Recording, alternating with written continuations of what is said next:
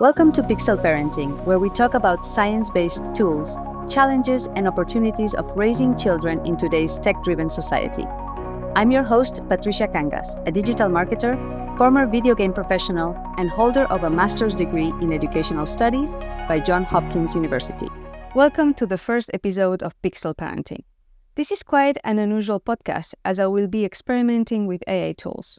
So, in this first episode, I embark in a conversation with an AI agent that I have trained with extensive research on digital parenting and parenting strategies. I have made sure that its answers are truthful, engaging, and hopefully useful for parents. I hope you enjoy the conversation. Please leave comments and questions if you have in the comments section. And now, let's get started. Hey everyone, and welcome to another deep dive. This time we're tackling something, pretty massive, really. Digital parenting. Yeah, it kind of feels like it's everywhere these days, huh? Doesn't it? And we're not just skimming the surface here. We have gathered a bunch of research articles on this topic. Oh, yeah. We went deep for serious. Parents are past the generic advice. That just sets screen time limits stuff. They're looking for those real actionable insights from actual research. That's great. And honestly, it's a conversation we need to be having. It's fascinating. One of the articles from 2022 talked about how 71%, that's right, 71% of parents think smartphones do more harm than good for kids. Seriously, 71%. Yep. Kind of makes you think, doesn't it? It really does. But on the flip side, that same article talked about how parents also see the benefits of technology, right?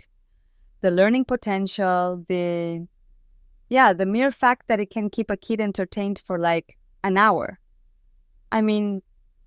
Right. It's true. It's this weird duality, isn't it? Parents aren't anti-tech completely. It's more nuanced, which I think is what makes this whole thing so tricky to navigate. Oh yeah, for sure. And this isn't even really a new thing when you think about it. It's just our generation's version of anxieties people have had. Well, forever. Think back to when radios got big. Or even what? The printing press. New technology always freaks people out. It's true. But there's something different about this time, right? It feels different. Maybe because we as parents now didn't necessarily grow up with all this tech constantly around us. Exactly. We're kind of making the rules up as we go along, which is daunting to say the least. Right? Trying to read a map that's, being redrawn while you're driving. Yes, 1,000,000%. So with that in mind, no pressure or anything, we're diving into these articles to see if we can find some sort of guidance, right? Some strategies, some actual things that parents can do. And there were some really interesting ones. One that kind of jumped out at me was this idea of time balancing as an alternative to just setting strict screen time limits. Oh, yeah, I remember that one.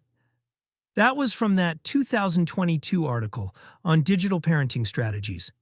Really fascinating stuff. So instead of just yanking the iPad away after an hour, which, let's be honest, never goes well. Never. Right. It's about trying to make those offline activities so engaging, so interesting, that screens kind of naturally take a back seat. Okay, so instead of no more Fortnite, it's, hey, I want to build a fort in the living room. Exactly. I like that. Yeah, it's a different approach. But realistically, isn't that kind of hard to pull off for some families? Depending on your resources, your time? Oh, absolutely. And that's something that article brought it to the whole socioeconomic factor. It's a huge part of this. Not every family has the means for tons of extracurriculars or the flexibility to be super present for every cool offline activity. That's a really good point. Okay, so it's not a magic solution. Noted. What else did these articles say? I know one thing I see parents talking about all the time is monitoring. Checking their kids' browsing history, friending them on social media, all that. Oh, for sure. But there is this article, I think it was also from 2022, that had a really interesting take on it. It said, it's not so much about whether parents monitor, but how they do it. Does that ring a bell? Yeah, it makes sense. Like there's a big difference between, hey, I'm going to check your phone every 5 minutes and let's have an open conversation about what you're seeing online. Yeah, Which, one of those builds trust, and the other one, well, not so much. right. One's like, I trust you, but let's figure this out together. And the other one's total surveillance state. Exactly, which the research actually backs up, by the way. Kids whose parents are constantly looking over their shoulder online, they're more likely to hide stuff, less likely to open up. Yeah, that makes sense. It's more about building bridges than putting up security cameras. 100%. Okay, now I have a question about something that I guess I do pretty often. What about using technology, like sitting with my kid while they're watching a show, even though I'm also scrolling through my phone? Is that like a thing, or is that just me feeling like I'm present when I'm really not? Yeah, you're so not alone in that. A lot of parents do that. But here's the thing, and this came up in a 2023 article about toddlers and screens. Just being physically present isn't enough. They called it, active mediation. That's what makes a difference.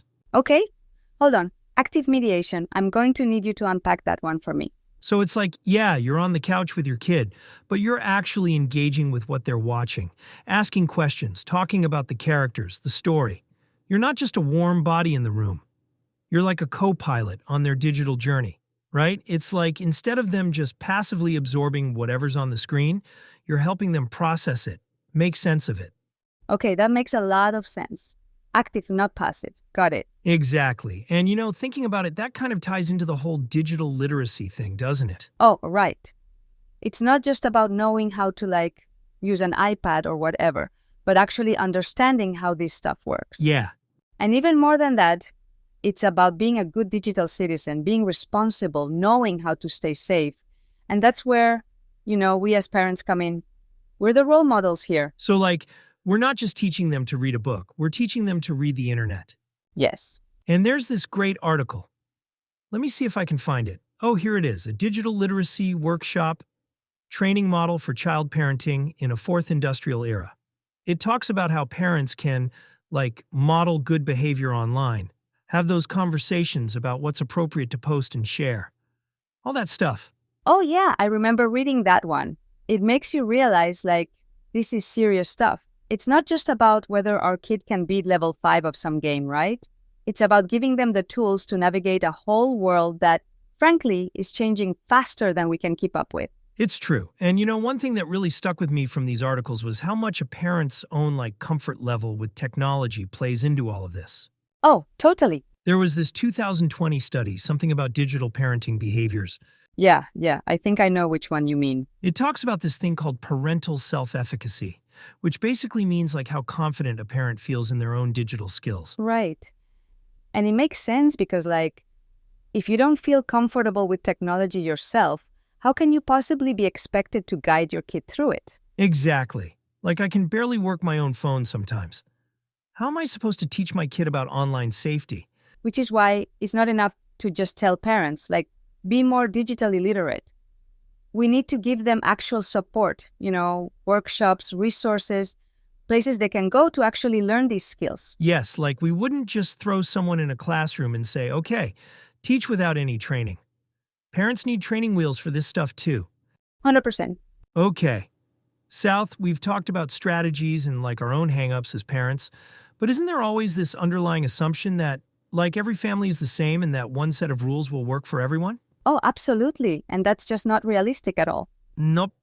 And there's this great 2022 article by Modeki et al. Regarding digital parenting and adolescence that really digs into this. It basically says hey, we need to stop pretending every family looks the same and actually start doing research into diverse family contexts.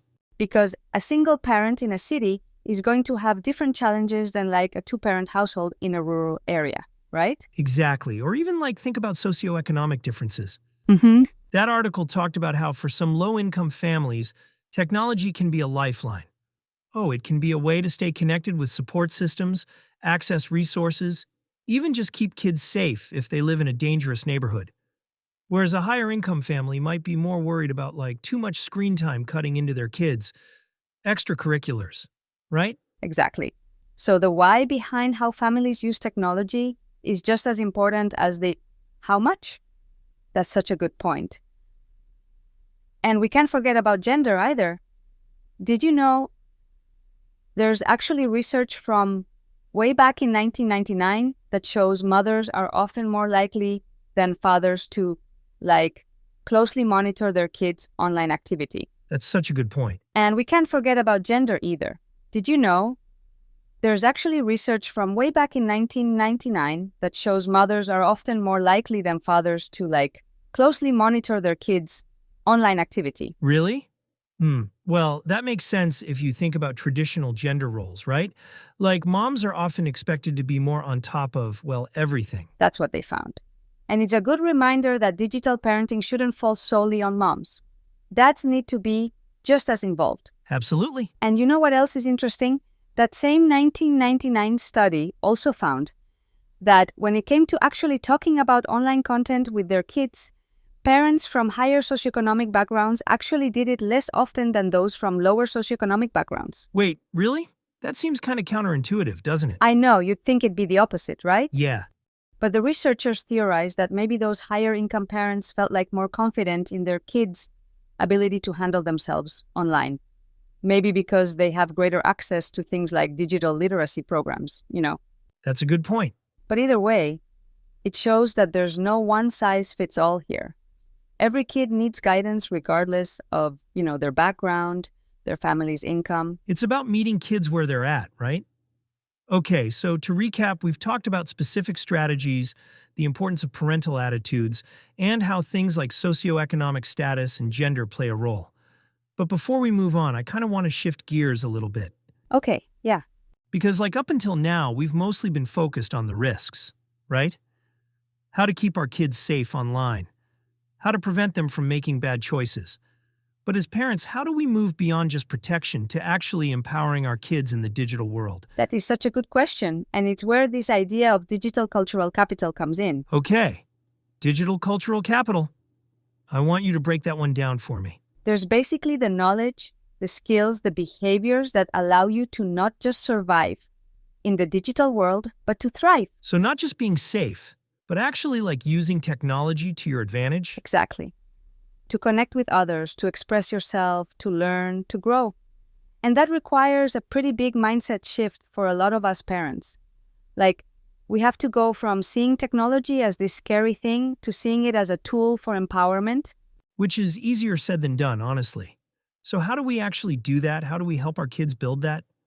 What was it again? Digital cultural capital? Yes. And it honestly might be simpler than we think. It starts with really paying attention to our kids, noticing what they're naturally drawn to. If your kid is obsessed with making little stop-motion videos on your phone, don't just set a timer and shut it down after 20 minutes. Maybe instead get them a kid-friendly video editing app. Ooh, I like that. Yeah, merge that curiosity. Give them the tools and then kind of get out of their way and let them explore. So let's stop doing that and more of, let's see what you can create exactly. And look, that might mean we have to get a little uncomfortable ourselves, right?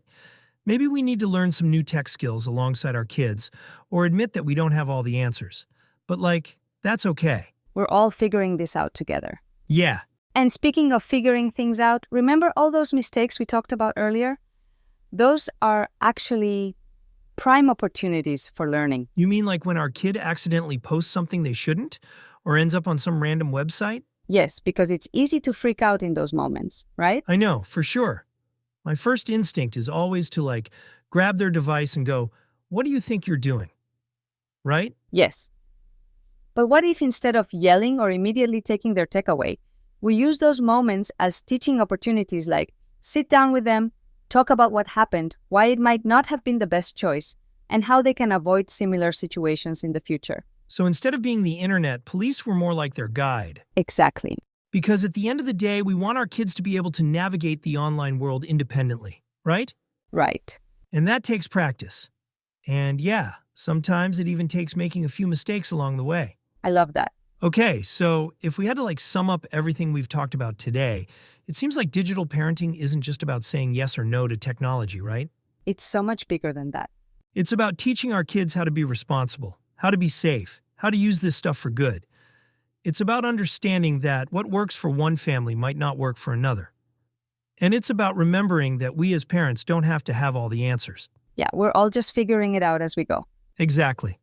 But before we wrap up completely, I kind of want to zoom out a little bit, because we've been talking a lot about individual families and like what parents can do at home. But what about the bigger picture? What about creating a digital world that's actually designed with kids and families in mind? Oh, that's such a good point. Like, what if we put as much effort into shaping the digital landscape as we do into teaching our kids how to navigate it? Right? What if, access to digital literacy programs was considered a right, not a privilege? Yes. Or what if tech companies were held to a higher standard when it comes to protecting children's data and privacy? Oh, 100%. Those are conversations we definitely need to be having, not just as parents, but as a society. Because our kids deserve a digital world that is just as thoughtful and supportive as the offline world. Right, 100%. And on that note, I think it's time for us to sign off. Oh yeah, but before we do, we want to say a huge thank you to our amazing parents who suggested this topic. Yes, thank you. We hope this deep dive has given you some things to think about, some new ideas to try, and maybe even just some reassurance that you're not alone in this crazy journey of digital parenting. And remember, we're always here to dive into more research with you at any time. So until next time. Happy navigating!